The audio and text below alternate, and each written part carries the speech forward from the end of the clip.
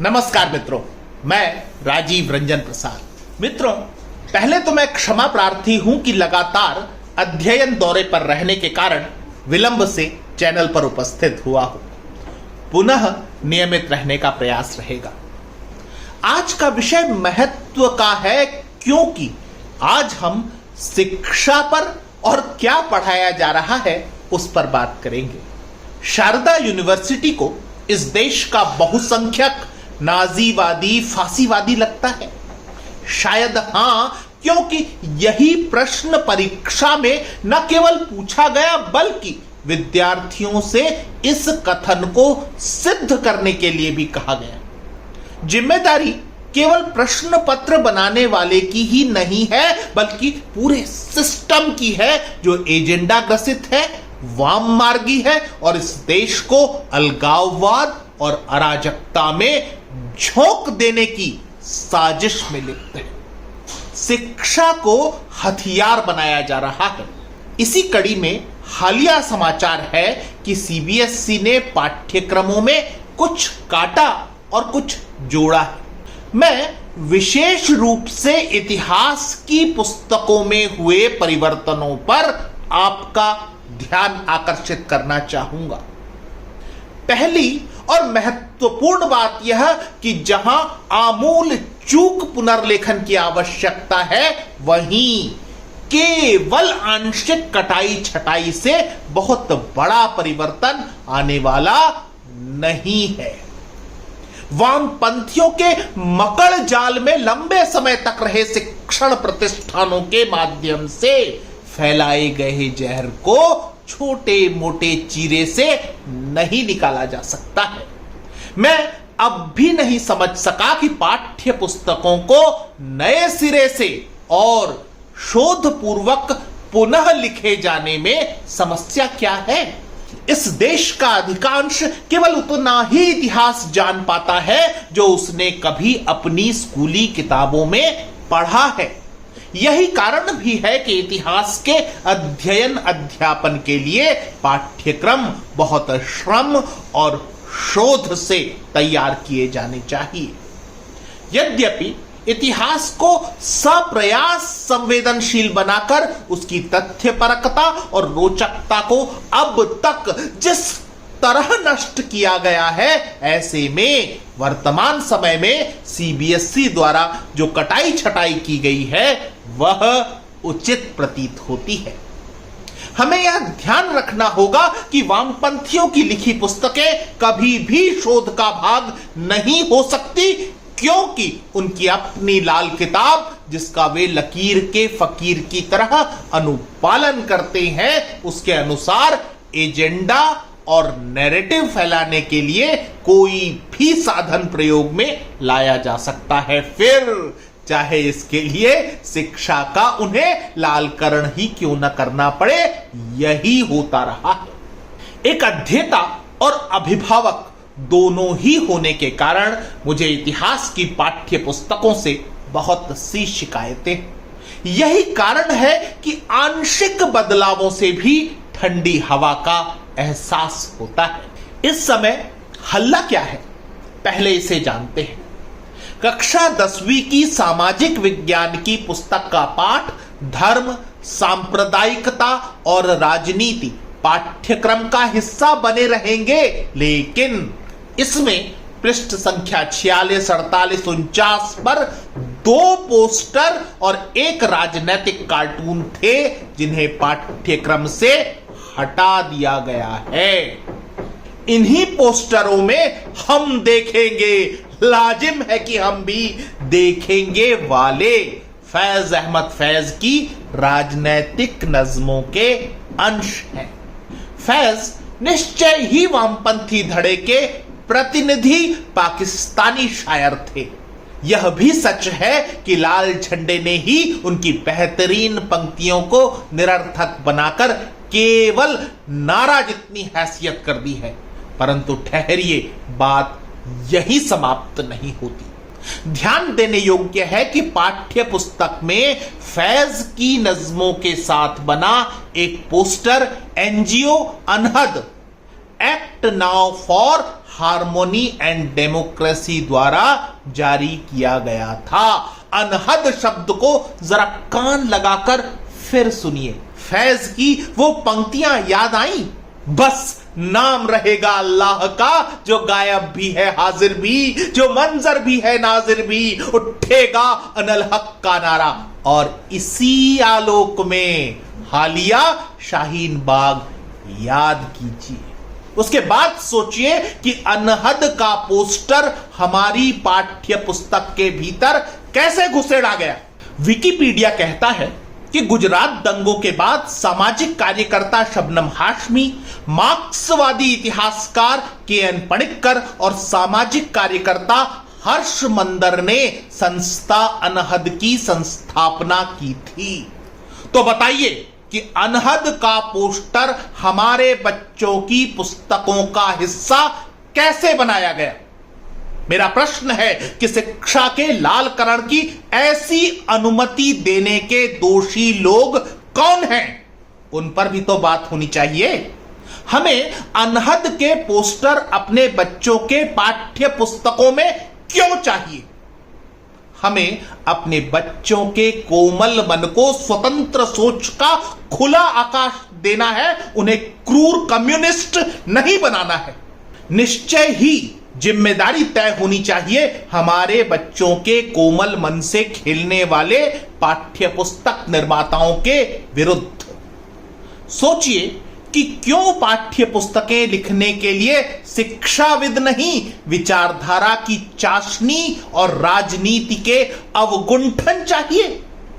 जिन अंशों को हटाए जाने को लेकर हो हल्ला है, उनके पाठ्य पुस्तक में जोड़े जाने के लिए गठित समिति का हिस्सा राजनीति में सक्रिय नेता योगेंद्र यादव भी थे।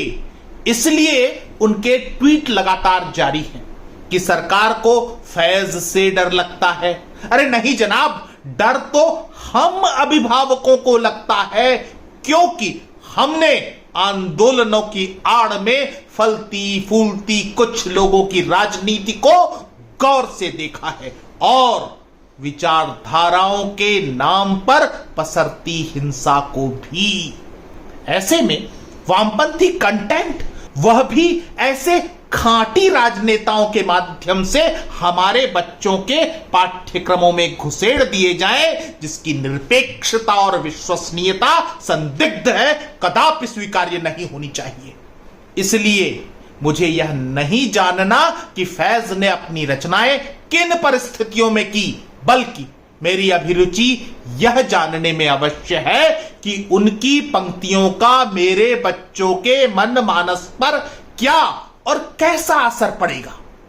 क्या वे हिंसा और क्रांति जैसी बुनियादी बातों का अंतर करने जैसी परिपक्वता रखते हैं? अब पाठ्यक्रम से हटाए गए उस कार्टून की बात करते हैं जिसे चर्चित कार्टूनिस्ट अजीत निनान ने बनाया था और इसे पाठ्य पुस्तक में टाइम्स ऑफ इंडिया में प्रकाशित होने के पश्चात लिया गया था। इस कार्टून में धार्मिक प्रतीकों के साथ एक खाली कुर्सी देखी जा सकती है। कैप्शन में कहा गया है, यह कुर्सी मनोनीत मुख्यमंत्री के लिए अपनी धर्मनिरपेक्ष साख साबित करने के लिए है। कार्टून सार्वजनिक विमर्श के लिए प्रभावशाली है, इसमें कोई संदेह नहीं। लेकिन एक विद्यार्थी जब अपने पाठ्यक्रम के अंतर्गत इसी कार्टून को विवेचित करता है तो पाता है कि भारत का लोकतंत्र तो खोखला है। पढ़ाई करते हुए ही उसके मन में अपनी व्यवस्था के प्रति अश्रद्धा उत्पन्न होने लगती है और यहीं कम्युनिस्टों की विखंडनवादी राजनीति अपनी सफलता का पहला सोपान पा जाती है। स्वतंत्र लेखन और प्रकाशन की अपनी भूमिका है, लेकिन ऐसी पत्रकारिता का पुस्तकों में क्या काम है, कोई शिक्षाविद मुझे समझाएगा? यह ठीक है कि 11वीं कक्षा की इतिहास की पाठ्य पुस्तक से सेंट्रल इस्लामिक लैंड्स विषयक एक अध्याय को हटाया गया है, जिसमें अफ्रीकी एशियाई क्षेत्रों में इस्लाम साम्राज्यों के उदय और अर्थव्यवस्था एवं समाज पर इसके प्रभावों का ब्यौरा दिया गया था। क्या इस अध्याय की किसी भी तरह भारतीय परिप्रेक्ष्य में पाठ्यक्रम में कोई आवश्यकता थी? स्वयं सोचिए। इसी तरह एक अध्याय जिसे हटाए जाने का विवाद है वह कक्षा 12वीं के इतिहास के पाठ्यक्रम का the Mughal court reconstructing histories through chronicles है, जिसके अंतर्गत भारत के सामाजिक, धार्मिक और सांस्कृतिक इतिहास के प्रस्तुतिकरण के लिए मुगल दरबारों के इतिहास की जांच की गई है। मेरा प्रश्न यह है कि केवल मुगल दरबार ही क्यों? अन्य शासकों के दरबारों की चर्चा में क्या समस्या है? क्या प्राचीन यात्रियों ने नंदों, मौर्यों, शुंगों, कण्वों, सातवाहनों, चालुक्यों आदि आदि के दरबारों और उसके अंतर्गत व्यवस्थाओं के वर्णन उपलब्ध नहीं कराए हैं? मुगलों से अधिक लंबे समय तक तथा उनसे अधिक बड़े भूभाग पर शासन करने वाले शासकों पर पाठ्य पुस्तकें चुप्पी क्यों लगाती हैं? और यह प्रश्न भी है कि मुगल दरबार अर्थात अकबर से प्रारंभ होकर औरंगजेब तक ही समाप्त तो क्यों हो जाता है?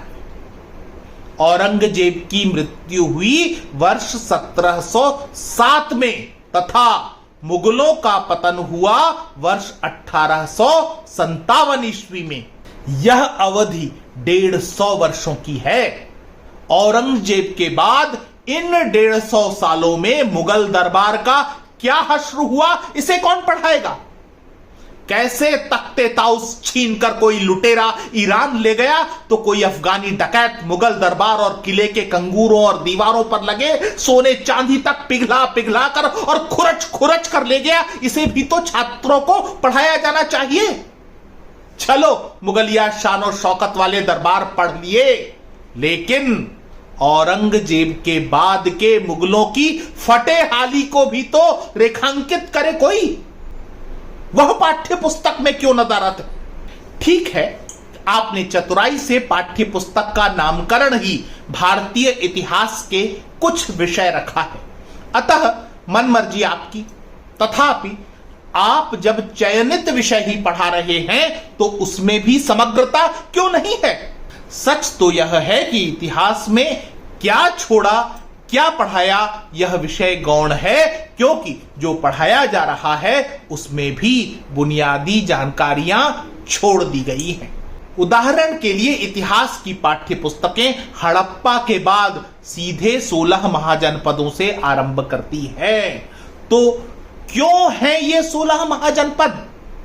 क्या सभी एकतंत्र ही थे? क्या हम पहली बार लोकतंत्र बने थे? यदि वैशाली की लोकतंत्रात्मक शासन पद्धति पर ही हमारे छात्र कुछ जान पाते तो भारतीय अतीत पर क्या उन्हें गर्व नहीं होता? सोचिए कि एनसीईआरटी की कक्षा 11वीं की पुस्तक विश्व इतिहास के कुछ विषय में आपको यूरोप की पहली यूनिवर्सिटी कौन सी थी, इस्लामी और यूरोपीय राष्ट्रों में क्या आरंभिक शासन पद्धतियां थी, कब क्या वैज्ञानिक प्रगति हुई, इसकी भी जानकारी प्राप्त हो जाती है। लेकिन यह सब इसी श्रृंखला की 12वीं की पुस्तक के भारतीय संदर्भों में विलोपित मिलेगा। क्यों? हमारी इतिहास की पाठ्य पुस्तकें नालंदा पर मौन, तक्षशिला पर मौन, ओदंतपुरी पर मौन, शारदा पीठ पर मौन, भोजशाला पर मौन, वाराह मिहिर पर मौन, आर्यभट्ट पर मौन, चाणक्य पर मौन, नागार्जुन पर मौन। लेकिन मुगल दरबार की शान पर कसीदे पढ़ने के लिए एक पूरा पाठ चाहिए। सोचिए कि यदि छात्रों को वैदिक युग पढ़ाया ही नहीं जाना था तो फिर यज्ञ और विवाद जैसे विषय क्यों लिए गए? क्या ऐसा करने से इतिहास के विद्यार्थी आधी अधूरी जानकारी लेकर पूर्वाग्रह ग्रसित नहीं हो जाएंगे? क्या ऐसा आरोप नहीं लगाया जाना चाहिए कि कतिपय विषय जानबूझकर उठाए गए हैं और कुछ को सोच समझकर छोड़ दिया गया है।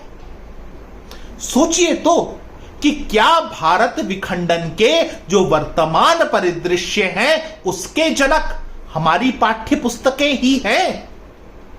तो अब प्रश्न यह उठता है कि हम अपने बच्चों को स्वतंत्र विमर्श के नाम पर चुनिंदा शीर्षक ही तो नहीं पढ़ा रहे, जिन्हें किसी खास विचारधारा की मथनी से मथकर फिर परोसा गया है। विचार कीजिए और सवाल उठाइए कि जो शीर्षक पढ़ाए जा रहे हैं वे एक पक्षीय क्यों, और जो छोड़ दिए गए क्या वे महत्वपूर्ण नहीं थे। सोचना आरंभ कीजिए कि कहीं देर न हो जाए। मित्रों, आज इतना ही। फिर मिलता हूं ऐसे ही किसी ऐतिहासिक संदर्भ के साथ। अगर आपको मेरा यह चैनल पसंद आ रहा है तो कृपया इसे सब्सक्राइब करें। आप इस प्रस्तुति को लाइक या शेयर भी कर सकते हैं। नमस्कार।